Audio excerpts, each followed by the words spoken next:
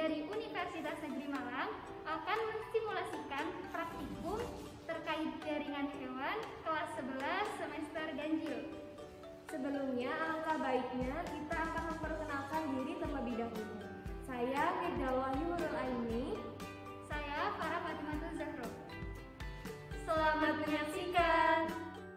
Praktikum jaringan hewan ini dilaksanakan berdasarkan kompetisi dasar 3.3, yaitu menganalisis keterkaitan antara struktur sel pada jaringan hewan dengan fungsi organ pada hewan, dan KD 4.3, yaitu menyajikan data hasil pengamatan struktur jaringan dan organ pada hewan. Tujuan dari praktikum ini ialah untuk mengetahui berbagai bentuk dan bagian yang ada di jaringan hewan. Jadi, alat yang digunakan yaitu ada mikroskop, alat tulis, dan juga kertas untuk hasil pengamatan.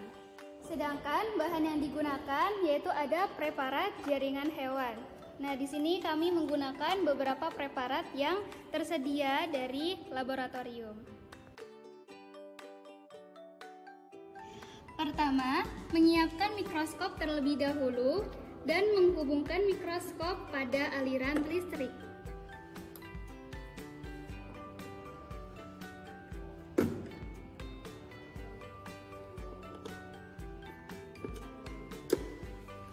Selanjutnya, menghidupkan tombol on pada bagian bawah mikroskop. Kemudian, menurunkan meja preparat dan mengatur cahaya pada bagian meja preparat.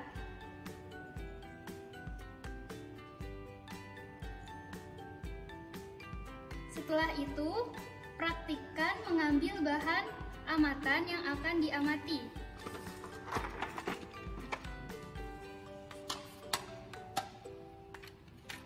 Bahan diletakkan pada meja preparat.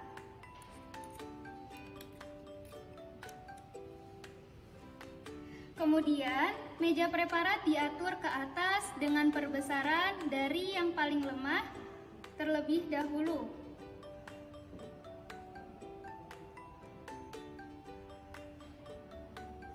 Kemudian, praktikkan mengamati bahan amatan atau preparat tersebut.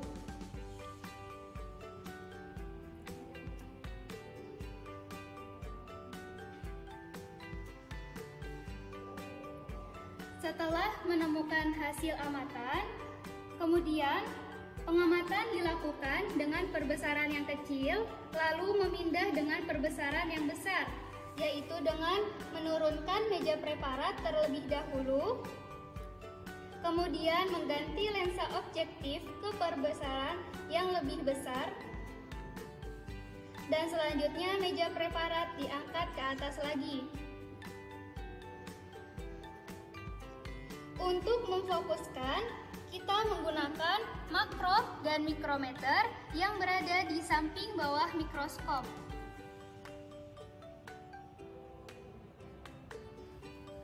Dan untuk menggeser dari hasil pengamatan, dapat menggunakan aksis X dan aksis Y.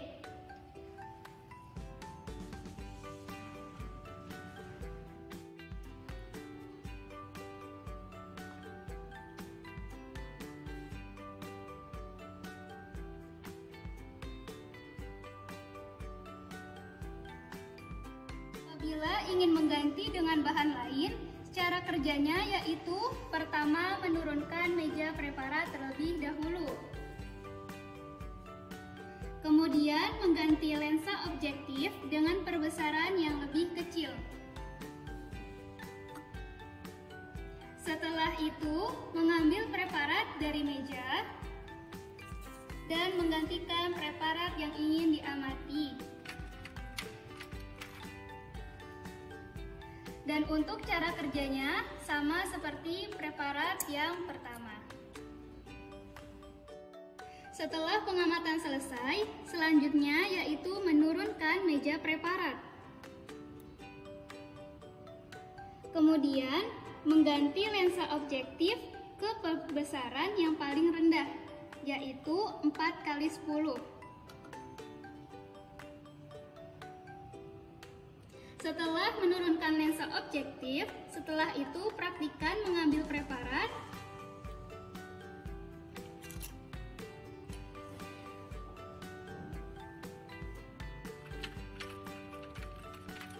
Kemudian mematikan cahaya mikroskop dan menekan tombol off pada mikroskop. Setelah itu, mencabut kabel dari sumber listrik.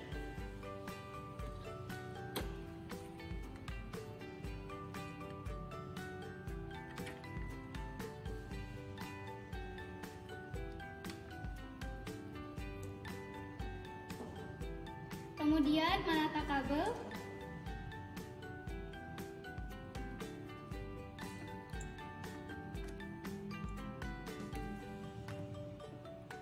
Dan pengamatan telah selesai.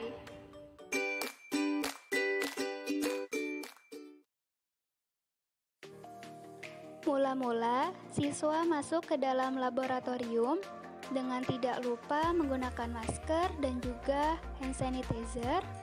Dilanjutkan dengan mengenakan jas laboratorium masing-masing.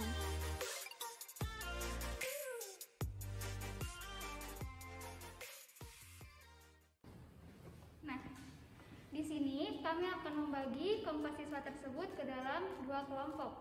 Kelompok pertama yaitu ada kelompok yang mengamati preparat jaringan, sedangkan kelompok kedua akan mengamati preparat organ hewan.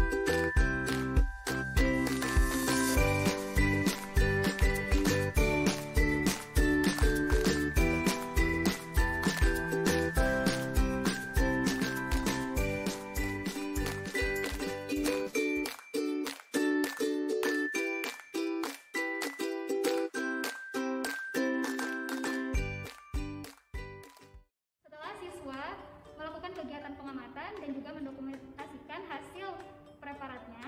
Kemudian siswa diminta untuk mengerjakan lembar pengamatan hasil observasi yang telah disediakan oleh guru.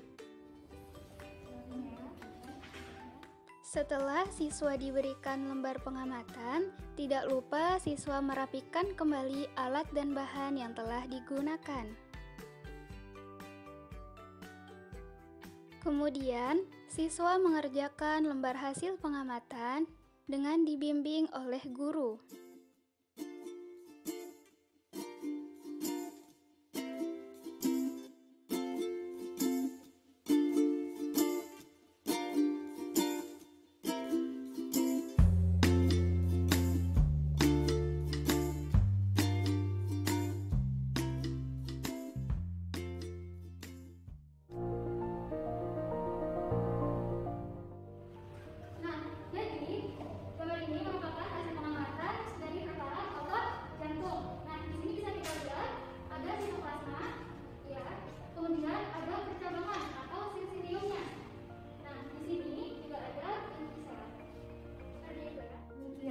Praktikum mengenai jaringan hewan telah selesai dilaksanakan. Kurang lebihnya mohon maaf. Wassalamualaikum warahmatullahi wabarakatuh.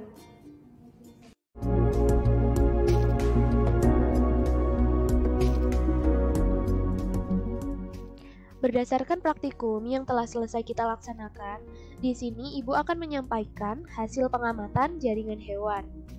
Nah, yang pertama kita amati di sini ada preparat dari epitel kubus lapis, di mana kita amati dengan menggunakan perbesaran 40x10.